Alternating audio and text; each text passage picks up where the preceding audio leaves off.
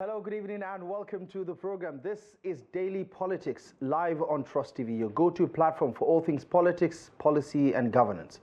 My name is Abdullahi Ahmed. Tonight on the program, as the 2027 elections draws nearer, concerns are mounting over the need to protect the independence of Nigeria's electoral management body, the Independent National Electoral Commission, INEC, from any undue influence, particularly through the appointment of politically exposed individuals. Recently, Professor Abdullahi Ahmed, a renowned political scientist, raised alarms, warning that the groundwork for rigging the 2027 elections may already be underway. He highlighted troubling trends, including the appointment of non-politicians into key positions within INEC, while urging stakeholders to stay vigilant. Now, let's dive deeper into some of these concerns, unpack them, and understand the threats that lie ahead. Joining us on the program tonight is Armsfree Ajanaku, a prominent civil society member. He'll be helping us navigate some of this tricky but all too familiar talking point. Armsfree, as always, it's good to see you again. Thank you so much for joining us on the program. Thank you. Obviously, this is nothing new. Concerns like this have been raised time and time again, especially in the current democratic dispensation. We've had some not so pretty good experiences in time past. But reading from some of the commentaries that have come to light over the past couple of days, especially the ones we referenced in the introduction, but what's your interpretation of the concerns that have been made public? Yeah, my interpretation is very clear. Number one is to align with the comments that Professor Abdullahi Ahmed, and by the way, he made those comments while giving a keynote address at an anti-corruption event. And don't forget, we make no mistake about the fact that Professor Jinodu has seen it all when it comes to electoral politics in Nigeria. He was there at Humphrey Nwosu's neck. The neck, that was the National Electoral Commission that conducted the June 12, 1993 presidential election, seen as the freest and fairest. Professor Jinodu was a member of that commission. So when you talk about experience, this is not somebody who's just being flippant. This is somebody who has actually studied the electoral terrain, not just as a practitioner in the democratic process, but as a scholar. So if he's now ringing the alarm bells, sounding the alarm bells, telling all Nigerians that the process to subvert the express will of the people is already underway, I think is more like a cautionary tale that is meant to allow us to wake up to our responsibility to put pressure on the necessary quarters to ensure that the right thing is done. And we have seen this happen time and again, where because of the appointive powers of the president, you get to see card-carrying members, in some cases, card-carrying members of political parties, brazen partisan actors being appointed, as electoral umpire. And don't forget that even INEC, in its statements of values, it says two very important things in Statement 4 and 5. Statement 4 is about credibility, that INEC would not do anything that would confer advantage on a particular political party or any partisan actor. And the next one also, talks about impartiality and things like that. So if you have a situation in which the appointing power brings in card-carrying members, brazenly partisan members of political parties into the commission to come and oversee elections, then you have a very serious challenge that already compromises the electoral process. Now, just recently, Ghana conducted the elections, and Ghana is now like, yes, it's not like they didn't have any challenges, but the ruling party candidates, even before the Electoral Commission declared the result, came out to say this process is done and dusted.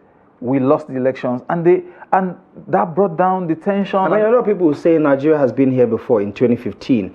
But also, Professor Mahmoud Yakubu, who happens to be the chairman of the Independent National Electoral Commission, said Ghana did learn from us. And to be fair, this is not the first time Ghana has, picked certain developments, whether it's in terms of the kind of technology we use or the processes and procedures. And he said Ghana has learned from the Nigerian experience and applied it. But the question then is, are they implementing it in a much better way than we currently are, in the country? Yeah, some people argue that probably when you look at the numbers, when you look at the data, then you're talking about maybe 5 states in Nigeria voting when you're talking about Ghana and Nigeria. But when you look at what you say they learned from us in terms of how opponents who have lost an election concede, then we did that in 2015. How many years ago was that? The question is, did we sustain that? If you look at the... Can we put that on INEC? No, we're not even putting on INEC. Yeah. The crux of the matter is the political class, which Professor Jinadu raised. The desperation of the political class. The fact that they are willing to do anything possible. So if Ghana is learning from us, we are seeing their political class already imbibing those lessons and sustaining it. Right. And if you look at the Mo Ibrahim Index, Ghana is number 7 in that index. That's to show you that not just are they practicing those ideals, they are sustaining it. But we practiced it we blazed the trail in 2015. They picked from us, but 2023, we saw what happened. We saw that many people were dissatisfied with the process, even though the outcomes showed that it could have been a much more credible process. But because of some things that happened along the line, the level of trust, the level of perception people had about the process nosedived. Yeah. And that is one of the realities that we're facing today. All right, let's go specifically into Professor Jinodu's concerns. Here's a direct quote from what he said during that speech at the conference or the event in Abuja. Let's put it up for you on the screen so that you can see for yourself. He said, quote, "They have started the process of rigging the next general election through the appointment of known party members. Next year," he says, "many commissioners will be due for reappointment. They will use the power of appointment to put those who will do their bidding." Is this suspicion grounded in evidence because it has happened before, or where do you think his concerns stem from? Yeah, so the history of it tells it. In 2023, I think December or so, when the President Tinubu appointed RECs, Resident Electoral Commissioners, there were lots of concerns. Even in the context of Edo State, there were concerns. Even if some people can't come out and say, oh, it didn't actually turn out to be the way. If the moment people begin to have misgivings about a process, it means that there is something that needs to be taken care of. Either you need to be more transparent, or you need to be more meticulous about the people you are putting forward for appointment, because you're talking about an electoral umpire, an arbiter, someone who is supposed to be like an arbiter of a process, a referee. So if, for example, if we were to use football analogy, Man U and Chelsea are to play, and you go and bring a Man U fan or a Man U diehard supporter to be the referee, the whole process is already compromised. So in the context of what Professor Abdullahi Ahmed is saying, he's saying there are recent examples, and then he's also talking from the point of his own insights. Maybe we can say, okay, let's see how this plays out, but you cannot dismiss that concern. You cannot dismiss that concern and say there's no evidence, because we have seen it happen time. Under Buhari, we saw Loretta Onoche. But also, to be fair, I mean, we saw the pushback, and we saw how that turned out. Are you concerned that now we don't have the guardrails or the mechanisms that can check those nominations? I mean, the Constitution gives the president the power to nominate, but then to check those powers, we have the National Assembly that is supposed to do the needful. Do you not have faith that the National Assembly can do the needful and check some of these excesses and say, listen, this person is too partisan to be a part of this institution that is supposed to be non-partisan in the execution of its mandate? Yes, so the National Assembly is also made up of politicians. And to that extent, I can only say we hope they act in the patriotic interest. We hope they act in the direction of ensuring that our electoral process is not embarrassed. Our electoral process is not one that becomes like a sort of embarrassment where they get to appoint ruling party apologists into the Electoral Commission. That is only a hope. Now, in the context of Professor Ajanaku's discussion, I think if something is about to happen and then somebody comes out to warn or to give more like an intelligence report that this is about to happen, and then that eventually averts that thing that is about to happen, then that is actually a patriotic act. So if Professor Ajanaku is saying next year they are trying to appoint certain people, and then that forces the powers that be to ensure that they don't bring such people on board, then Professor Ajanaku would have, and like he has always done, will have done a patriotic service to the country. Yeah, and just to double down on some of the other points of view, 2027 may seem far away for the most part, but in the off-cycle elections that we have observed, which we have, there's been a lot of commentary about Edo, about Ekiti State election, about Ondo, for instance, the most recent one.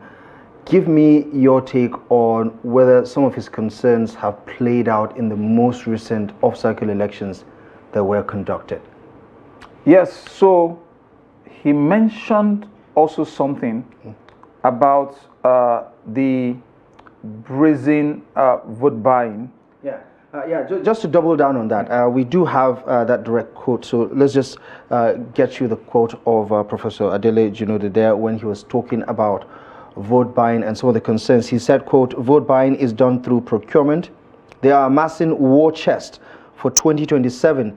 EFCC, he says, should go to party primaries where they give huge amounts of not only naira but even dollars to buy party tickets instead of going after poor voters who just get 2,000 naira or 4,000 naira on election day." I mean, kind of makes sense. But a lot of people will say, we've seen it also. We've seen some of the security agencies like the EFCC, for instance, on election day, but also before election day, give a sense that they are observant of some of these processes. Why is it not enough to, pacify the likes of Adele Junode, who are visibly concerned about the fate of Nigeria's electoral process? Yes, so maybe what we eventually need to address these concerns is a whole of society approach. Because the point he made about you going after a voter that is collecting 2,000, as wrong as that is, then he compares it with a party delegate that collects $10,000. And then, in fact, we saw like in the last elections, party delegates who collected so much money that they had so much money to go and even distribute in their constituencies. So those forms of electoral corruption are things that have to be taken care of. And if our system tends to look away, you cannot, and we cannot argue that, oh, the EFCC observed. If the EFCC observed, was he able to deter? Was he able to get to that point where it's decisive enough to deter those actors that engage in that have heavily monetized our political process to the point that the average youth cannot even come out to be a part of the process because the process has been priced out of everybody's reach. It's now all about money. Yeah. And if you are going to change that, you have to take into consideration these kinds of concerns. So it takes people who are comfortable with the current state of our politics, our heavily monetized politics, to say, well, this is just one of those things that happens in politics. Yeah. In the 2022 amendments, we saw the adjustment to the financial ceiling, where parties now, even before now, we know that they have usually gone above the threshold. I mean, several reports have said that, listen, parties, candidates are spending more than they should, more than it is legally allowed to spend on campaigns, to spend on organizing their activities and so on and so forth. But also the amendments has further jacked up that particular ceiling, allowing for more monies to be pumped into our political system. Does it then make it inevitable that with all of this money in the system, with all of this monies influencing the process and the procedures, that there is no gainsaying the fact that 2027 is just going to be like the other elections that left many Nigerians dissatisfied. Yes, so we are already heading to that road. 2027 is less than just 2 years and some months away. And the likes of Jinodu are only reminding us that we have yet another fight on our hands. And he made a particular statement. He said he's not tired of fighting because the electoral process is the leadership recruitment process of the country. So if you get it wrong at the level of the electoral process, you have gotten the leadership recruitment process wrong. And if you get leadership recruitment process wrong, governance would always be wrong, because the people who emerge through such a process don't believe they owe any allegiance to the voters.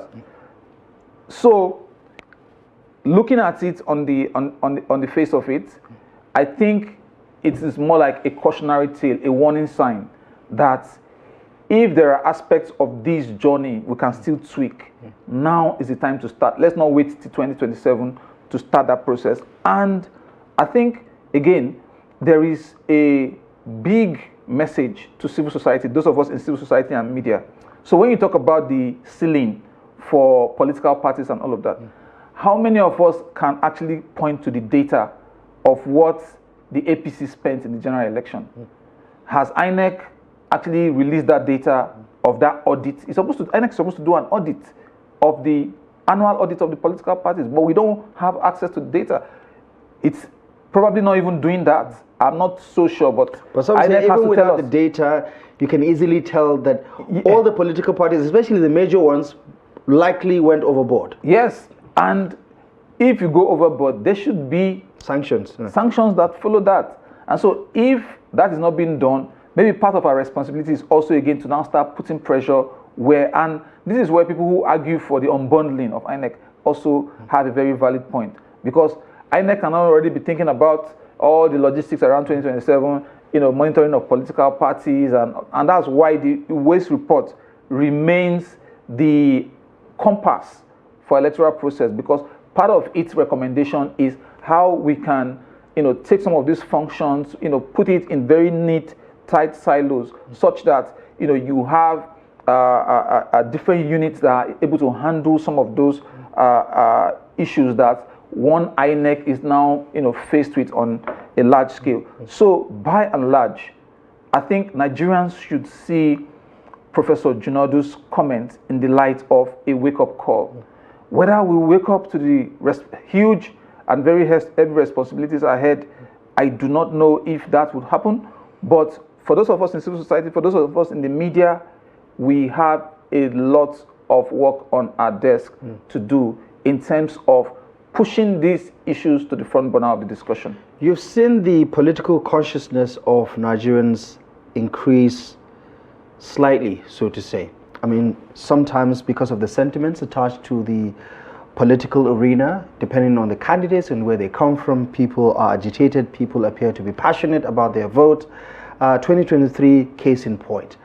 But do you also, from the amendments that were made in 2022 to the electoral process itself, to the Electoral Act, see that there is enough mechanism, there is enough in the system which INEC uses to conduct elections that can prevent this undue influence from corrupting the processes? I mean, whether it's IREV, whether it's the Beavers machine and all of these things, do we have enough that can insulate the process from being corrupted by the people that Professor Jinodu said too partisan to actually be fair in terms of the conduct of elections? Yeah, so if we put all of these huge responsibilities on the doorstep of INEC alone, then we will not be sincere to ourselves as a country, we will not be sincere to ourselves as stakeholders in the process. And if we fail to put the pressure in the right pressure points, for example, we have seen it repeatedly, even in cases where INEC gets it right, and the political actors decide that they want to go haywire, then they make nonsense of whatever INEC has done. So if INEC even does all its moral suasion, if INEC preaches from now to tomorrow, and the political parties, right from a process that INEC would monitor, but probably does not have the powers to enforce certain things, they will end up buying delegates with thousands of dollars And then when they finish buying the delegates, you and I have been denied the democratic right to actually determine, because the whole process starts from we don't have independent candidacy in our constitution. So it's actually the political parties that actually present a choice to you as a voter. So, however, independent candidacy is going to be like a panacea to addressing these issues? I mean, what stops a billionaire from buying people, just as political parties use their instrument to buy delegates? And yes, like we have a situation in Nigeria that there's nothing that is immune from possible, but at least the independent candidacy would create that space. It will allow the political space to breathe, such that the kind of political parties, the character of the political parties we have now, where the ownership of the political party, let me put it in a sense, is not organic. So somebody can come into the APC with a big money bag and come in now and decide how things flow. So in terms of how our political parties are structured, the fact that in the days of the action group, the man in Oyo would have a party card, he's contributing to the party, he's doing. Our parties are not that shaped in these current times. And so it's easy for one person to become the factor. It's easy for two people to come together and become the factor. And that's why even in a political party parlance, you will hear things like this person's factor will determine who gets the ticket, this person is the godfather of the party, and things like that. So looking at how that works, I would say it's not INEC's responsibility alone. It's a collective responsibility. And we must all be concerned, because this is about the leadership recruitment process of our country. If Ghana has been able to do it the way it did, it's not like the Ghana elections did not have challenges, but it is said that all is well that ends well. It was a process that eventually turned out well in terms of how the political actors did not show desperation that they must bring down the roof if they did not win the elections. And so we must also pressure our political actors to also toe the same line. We've recorded something similar in 2015, but have we sustained it? In fact, I can say that we have lost it completely, because we have seen it playing out in our elections. So Nigerians, the youth, the women, people living with disabilities, everyone must try to get their voices heard. And one way to get their voices heard is to ensure that some of these issues that Professor Ajanaku raised, we are alive to it. When we see something, we have to say something.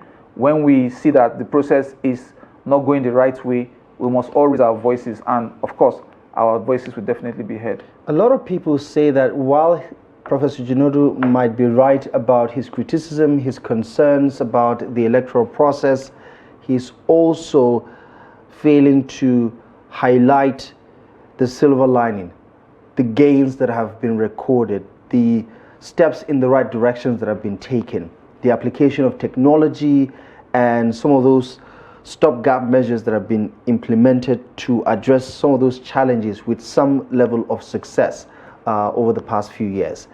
What, in your view, is the best way to situate both the good and the bad, or the areas of challenges within our elections, so that we can contextualize what the problems are and also identify what the progress has been like over the years?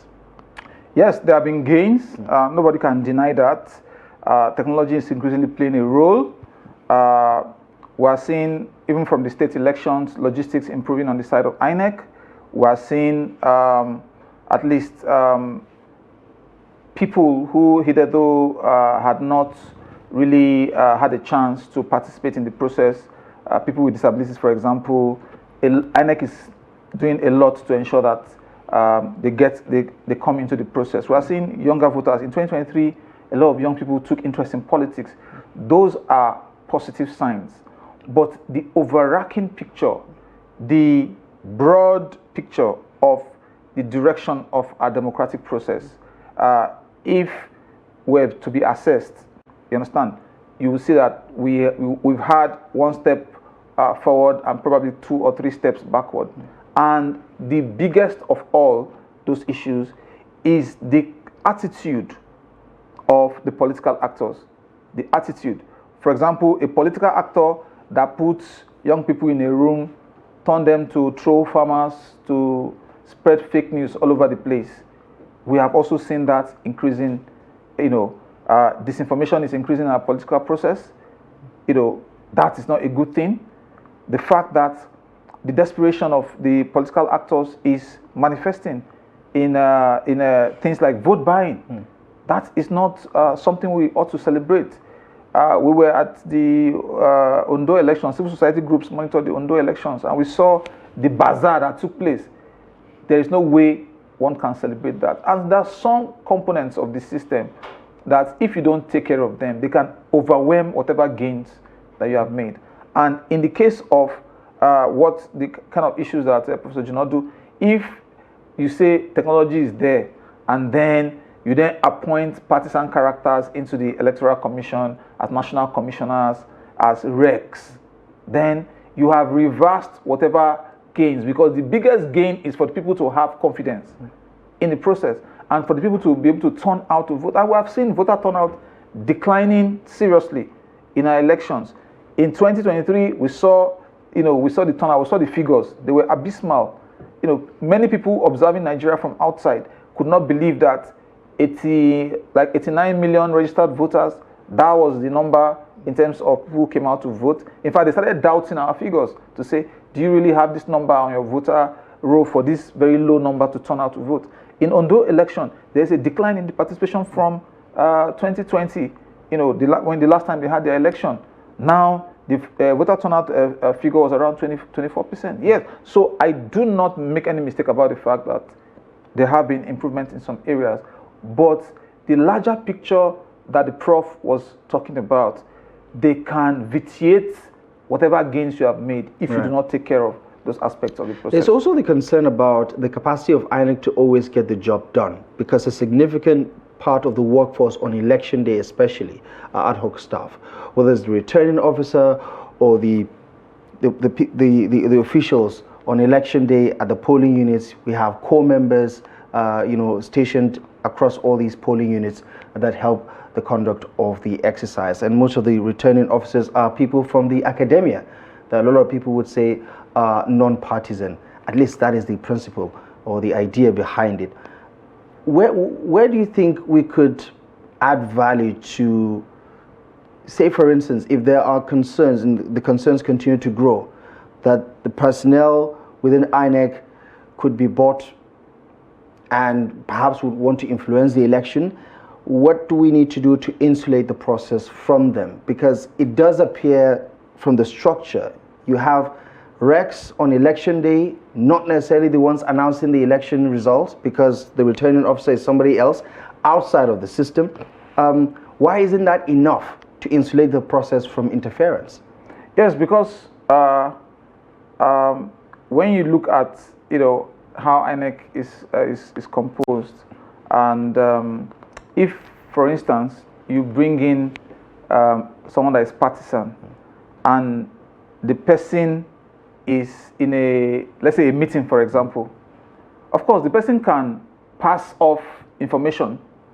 Right. At the level of information alone, whatever discussions you are having, not like maybe you are a secret cult, but of course there are some internal discussions that you want to have that it's about your planning and everything. So if one political party is privy to all of that because they have somebody sitting in the room on the inside, you understand, and it puts them at an advantage over the other political party who is not privy to those information because they don't have somebody in the room, you're already creating an imbalance, mismatch, an imbalance. The other point, is to really say that why can't we just have an appointive process that is transparent, that is acceptable to everybody, that everybody will sign up on and say this really is okay. This person is a person of integrity. Are we saying there are no Nigerians of impeccable character and integrity who have contributed immensely to the electoral process? So what Professor Ajanaku has actually done is to set the agenda for the next set of appointments, is to get us to be much more alert, to scrutinize the people who are coming in to support the work of those who are there as national commissioners and all of that. Yeah. And if that process is going to be subjected to real public scrutiny, I believe it will be better for the electoral process, because it means that we're able to retool the INEC with the right set of people that can work with the chairman to deliver a credible election. But don't forget, it's not just also about 2027. Next year is Anambra state election. So we have one more state election even before. Right. Yeah. Another litmus test. Yes. Definitely. Well, it's a work in progress, and we'll continue to do our best to highlight some of the issues and bring it to the public domain. Armsfree, as always, impeccable analysis. Thank you so much for joining us on the program. Thank you. And we do appreciate your insight on this one.